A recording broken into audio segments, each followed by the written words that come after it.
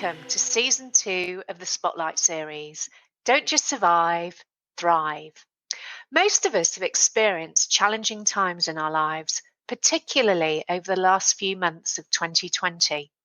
The key is how we choose to respond, whether we merely survive or thrive. My name is Nicholas Steele, founder of JJP Talent Solutions, an Australian IT recruitment company. With over 20 years' expertise, I provide insights on how you can transform your career to the next level. The focus of Season 2 is around reinvention and how we can thrive in the new normal. In this podcast, I speak to experts from a variety of professions, including HR, technology, marketing, and business coaching. I don't have all the answers. However, collectively, we can instill hope, clarity, and inspiration. I hope you enjoy listening.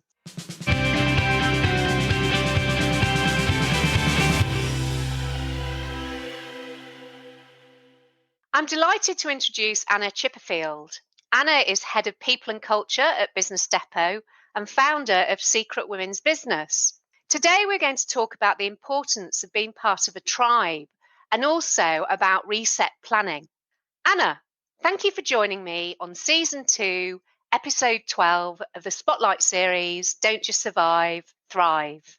So Anna, please tell me more about you and your background and what you do. Sure. Well, I've got quite a varied background. I've worked in Australia and internationally in a variety of industries, from construction through to retail and lots of others in between. In more recent years, professional services. But my role primarily in all of that has been operations and people management. And in more later years in professional services, I've really focused in on people management and culture, getting the best out of people, including owners of businesses. I'm currently head of people and culture at businesDEPOT, as you said, and responsible for supporting our culture internally, working with our leaders to sustain a great place to work, which is really important to us. And I also help clients in a variety of ways, both culturally and lots of that sort of HR compliance side of stuff, which is really important. And second to that, I call myself the curator and connector with Secret Women's Business, which is a Brisbane-based women's community for business women. Yes, absolutely. And I'm part of that particular community, joining in January of this year. So let's start talking about Secret Women's Business. So when and why did you set it up? What impact did you want it to have on the female business community in Brisbane? Yeah, it's a really good question. So my co-founder, Megan Kelly, and I sat down, I suppose it's over 4 years ago now, and it was probably around the time that I started with businesDEPOT, because I was really interested in to know how the women of businesDEPOT were getting out and about, creating sort of networks and things like that. And Megan and I and a couple of other original founding members, which weren't members at the time, sat around and we were talking about sort of how we were developing deeper relationships, who we were doing business with, how we really got to know people. And we found that the networking events around Brisbane just weren't cutting it for us. So we started to develop a process and a method where we would get together with a group of businesswomen very similar to us in an intimate and familiar environment, and sort of develop this trusted relationship first. So the Secret Women's Business community is really about relationship first and business second. And that's why we created it. Fantastic. And I know, well, when I first attended the first couple of events, they were obviously in person, lots of nice drinks, food platters. It was fantastic and friendly and very welcoming. And I also found as well that I learned a lot because you have a presentation generally as well. So it was fantastic. And then, of course, COVID hit. So we couldn't meet each other for food platters and fizz anymore. And it was actually the group of ladies really helped personally pull me through that and still do. But I think when it hit particularly hard in March and April, it was a really great network to be part of, both then and now. So yeah. You talk sometimes about being part of a tribe. which I think Secret Women's Business would come into that tribal tribal description. So why do you think being part of a tribe is so important? So firstly, can I say, we're not, even though we're a women's group, the reason we're women only is just that we know that we kind of do connect differently to our very loved men. And it's it's certainly not to be exclusive to them. I have lots of wonderful men within my broader tribe. But from a tribe specifically, just knowing that there's this group of people that you can lean on, share ideas with, do business with, brainstorm problems, literally bring your whole self to me is worth its weight in gold. And often business women like us who are either senior in a business or running our own show, we've got friends, we've got family, we've got other groups of people in our personal lives, but often they don't understand our business world.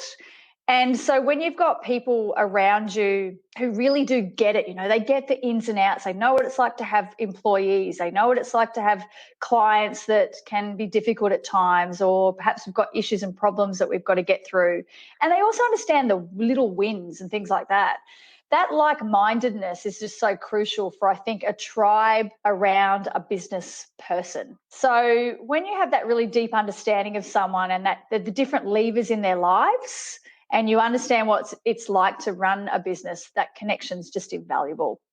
Absolutely. And I'm glad you brought up about the men aspect as well, because because men are important in our lives. Most of us are married in the Secret Women's Business Group. But also when you had the event for International Women's Day and you had the panel of 4, what I particularly loved that 2 of the panel were men. Yes. And of course, one of them was the husband of one of the secret women. Yes. Which was fantastic. So it gave a much more balanced view, which is what International Women's Day is all about. It's not about women leading to the expense of men. It's about working together. So I think that's really, really important points there. And I think something that we talk about a lot as women is that, it's really obvious there is still a lot of, and we could do a whole nother podcast on this, Nicola, so we won't get into too much of it, but there's this whole sort of equality thing still floating around, and we've still got a long way to go in getting, equality on boards and in companies and things like that. But the men's side of it's really interesting because until we have that sort of equal in the home front and all that kind of stuff, it's really hard for us to balance all that. And so one of the things that our tribe at Secret Women's Business really helps with is exactly that. We're working through that. Some of us are parents, and some of us have multiple businesses, and some of us have older parents we're looking after. And so we're balancing all of this stuff. And by the way, the word balance is really overused, but we've got this we've got this blend. And so having a tribe where you can bring yourself fully to that and share everything from, I had this crazy pickup from school today. I've got this client that needs to call me at 8:00 at night, all that sort of stuff together. That's where the real magic is. Absolutely. And I much prefer that word blend as opposed to balance. The balance Absolutely. Is kind of unachievable, really. Completely. Obviously, you'd recommend Secret Women's Business, and now having been a part of it, so would I. So how could listeners get involved with the community? So at the moment, we are referral only. And the reason for that is we're trying to figure out a way to not do that. But we know that by having that intimacy and familiarity of each other and having the right, this sounds exclusive, it's not meant to be, but the right type of member, we're going to get really good traction with our tribe, and we're going to be able to really help each other with our businesses on a day-to-day basis. And once you really get that connection between different people, you can pretty much pick up the phone to the right person at the right time and get that support you need. And that's the idea of this community. So the intimacy kind of means we get that connection deeper. So what we have to try and do is manage that. And so at the moment, we're managing that by having a bit of a strict kind of member policy where it's mostly referral only. However, if there is a businesswoman listening to us right now and they think, I really need that, I don't have anything like that, we do have a bit of an induction sort of onboarding process that we can take them through to see if it's right for them, and we can give them an opportunity to be a part of it to see if it's right for them. So they would just need to contact me really through our website. My email's there. I don't hide much, so it's pretty easy to get in contact with me, and we can take them through it. That's fantastic. And I think as well that there is a benefit of having not a strict policy, but having that referral based policy. So, for example, that a lot of the women are from different areas of business, having can provide different advice. And actually, when I started this podcast back in April, a lot of my initial guests, now including yourself, but at the beginning, where a lot of them were Secret Women's Business. So from finance, psychology, etc., health, etc. So and they were, despite only having known me a few months, were more than happy to get involved. So there was that support aspect there as well. Yeah, and it's a fantastic podcast timing, really, for what you were trying to achieve. So of course, they're willing to support the members however we can. But the other thing too that's interesting about Secret Women's Business is it's actually not for everyone, because it is a bit of a commitment. We do expect our members to turn up to things. And some of our members really do get a bit of a false start. So we like to release our calendar at the start of a calendar year, and we also like to release it partway through the year because things change, and COVID's definitely shown us that. And they need to understand that the only way you get that really deep connection and you end up doing business with members within our community is you know them. And the only way to get to know them is to spend time with them. And if you're only coming once a year, you're not going to get that connection, and people aren't going to know you. So that's a really important aspect of our community. Definitely. And I think there's very much that quid pro quo as well. So I had people being involved in the podcast, but also I've done business with people on the back of that as well. Yeah, great. So in insurance, marketing, etc., etc. So perfect. It's a kind of winning combination there. Yeah. So we're in 2020. Hopefully by 2030, we should definitely be out of this COVID situation. We will be. But what are your big plans? What's your goal for Secret Women's Business by 2030? When I first looked, I know you sort of sent me a bit of an idea of what you were going to ask me today, and I saw 2030, and it didn't occur to me that was only 10 years away. And I know we're going to talk about planning in a second, because that's the other part of what I do at Secret Women's Business. But when I looked at 2030, I've said, have I planned this far out? I don't know. But I have. Look, and it's a fair way out. You think 10 years. It's not around the corner. But what it gives me the chance to do is visualize a lot broader and look at it without having to worry about the nitty-gritty.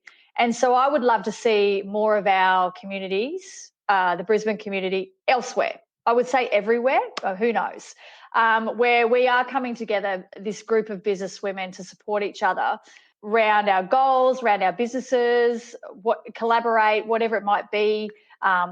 We use each other's services, anything to do with business. And most importantly, that women supporting women stuff. We talked a little bit more about the journey that we're on for equality at the moment, and I don't tend to get on that bandwagon a lot, but I think I can really see how important that is for now and into the future, is women supporting women. So that's the goal.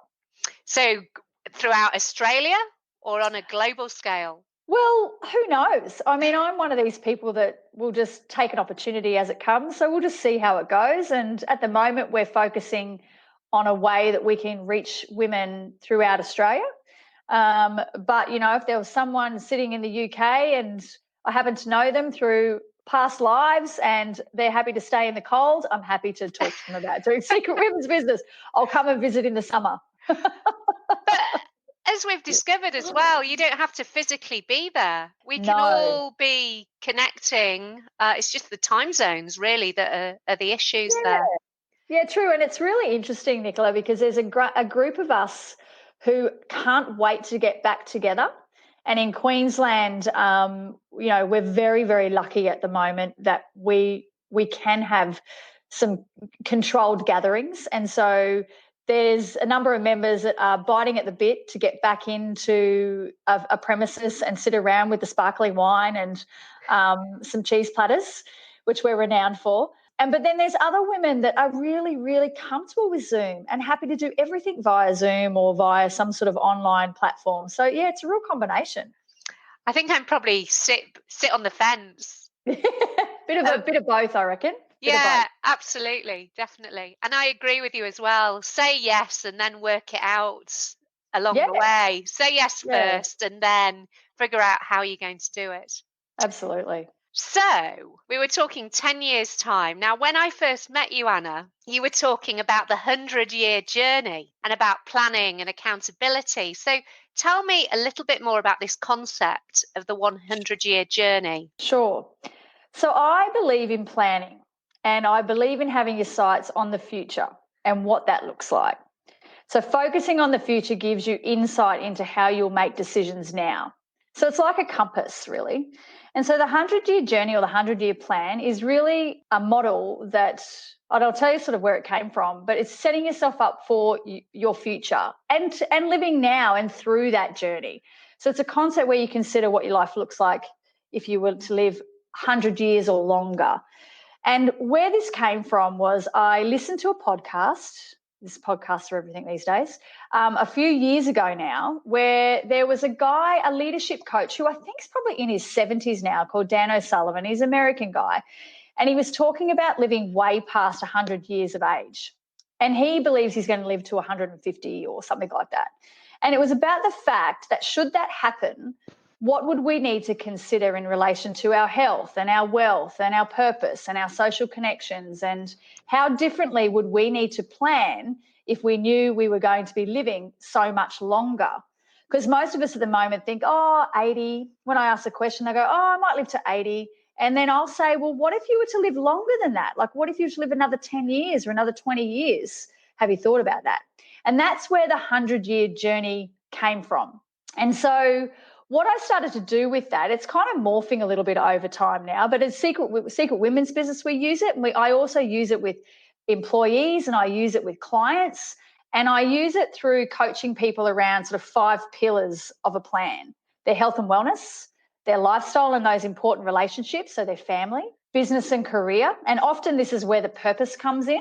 And then you've got personal development, which is also can be aligned with purpose, and wealth and finances. And so I take people through this concept of visualizing what that life looks like someday. So right out, and that might be, that 100 years or more. It's a pretty fair way out. So you can pretty much visualize anything, really.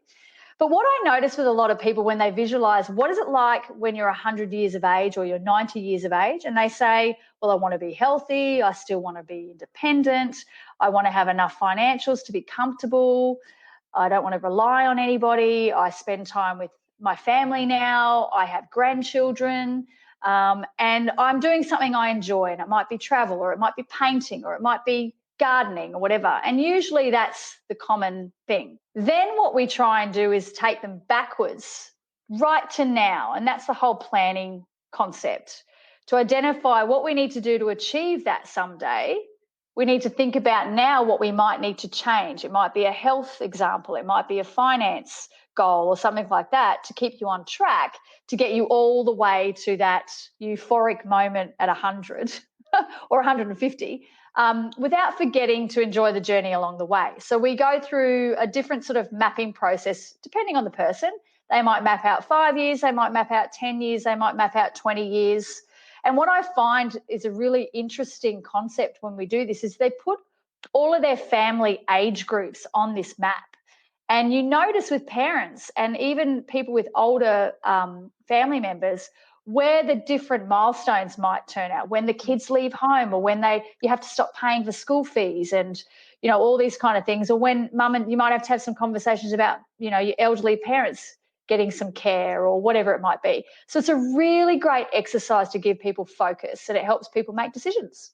Yeah, definitely. A bit like Benjamin Button working back in time, the film. Yes, I do. Yes. And I remember the event where when I first heard about this with you was a Girl Shaped Flames event. So we had lots of Hmm. teenage girls there who were Yes. aged like 13 to 16. And I think that whole 100-year concept was just, I mean, it was a big deal for me, but for them, it was just huge. Mind blowing. Yeah. Yeah, absolutely. So, 100 years, but currently, everything over the last 6 months has radically changed to Mm. from January of 2020.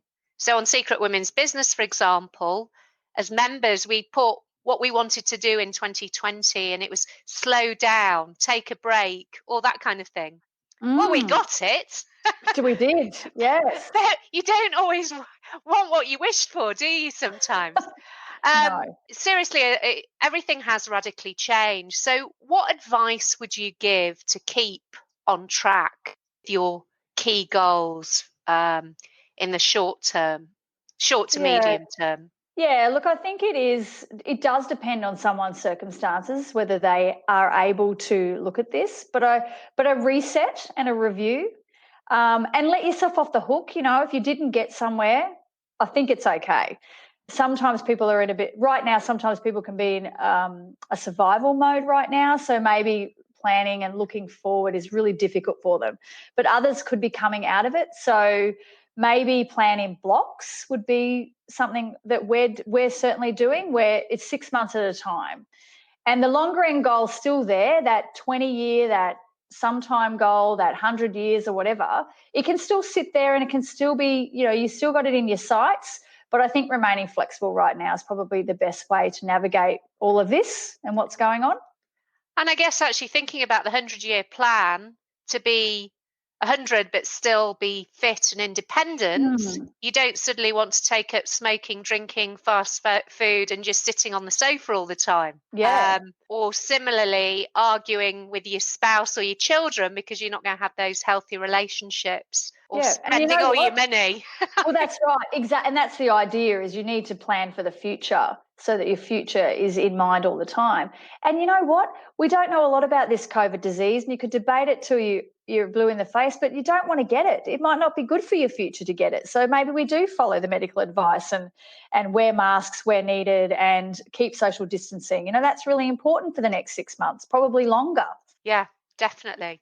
So, from a people and culture perspective, which is your day job, so to Mm. speak, what changes have you observed over the last few months? I think for business owners, if I take it from that perspective, they've needed to navigate JobKeeper. They've had declines in sales, some of them. They've had issues with customers. They've got staff who they need to keep informed, and they've got to manage them differently. So I've been saying to a lot of my clients lately just that to go slow. So something I've observed is that they've had to go really quickly. They've had to get themselves into a different position, that kind of lockdown scenario. And we rushed all the way into that, right? We really had to get going quickly. But now we don't need to rush back. And I think Melbourne, unfortunately, or Victoria is a really good example of this. Is it's no point rushing into something when we've still got this uncertainty. We need to take our time, go with the flow a little bit, make plans, understand our options, get some advice if we need to, but don't feel like you've got to rush. I think that go slow that we started off the year off, it's still relevant right now. Yeah, that's really, really interesting. March and April, we were going at such a speed and everything was Mm. changing on an almost hourly basis. Yep. And it was scary, but it was almost exciting at the same time. But now it does seem to be a slower kind of process, so almost like waves. Yeah, exactly. And I think it is important just to pace ourselves. And that sort of comment I made before about when you're planning, if you plan in chunks and then revisit, and I think that we can then be a bit more, we can pivot a bit more if we Yeah. need to. And being kind to yourself as well. Absolutely. The goal that you had for September 2020, there's been a few spanners in the work, so to Mm. speak. And in terms of a lot of your clients are small businesses. So, Hmm. what would you say are the key issues facing them at the moment? Yeah, look, that's a really big question. And depending where they are and what they're doing, their experience is going to be different. So in Queensland right now, we're okay. We're doing okay. In Victoria, it's a very different story. And so I think, in fairness, I think the government are trying their best and they've done a really good job of supporting from a financial perspective. And now I'm going to notice there's some mental health stuff coming out. So that's all really good. And remember, off the back of this was the bushfires. So we've got, our resilience is running thin. And many small businesses in Victoria, unfortunately, are not going to reopen, and that's really, really sad. So keeping afloat is probably one of the biggest issues for a lot of small businesses. And I know if I can support a small business in any way, even with my spending choices, and again, we're in a lucky position, some of us in Queensland, I try to do that. So, yeah, and I know that Business Depot, the way we're supporting small businesses, and I think that this is the biggest thing, is whether it's through advice, whether it's making it easier for them, whether it's saving them money by helping them with their financials, whether it's helping them with their teams, as long as we feel like we're helping and they're feeling like they've got some support, I think that will really help a lot of these businesses go through this sort of second wave if they survive, unfortunately. Definitely. It's challenging times at the moment. Mm. Well, thank you very much for sharing your insights, Anna. Is there anything else that you'd like to share? I suppose two things to take away. Don't underestimate the value of a tribe and of planning for the future. So, we've got to adapt to a new normal and we don't really know what that looks like yet. And I think it will evolve over time. But we still want to live our life to the fullest as much as we can. So consider a couple of questions. One is, who are you surrounding yourself with? Are they the right people? Do they feel like a tribe? And do you know where you're headed? What works as your compass? What's that longer term plan that you have in your sights? That's fantastic. Well, thank you very much, Anna. You're welcome. Good to talk to you.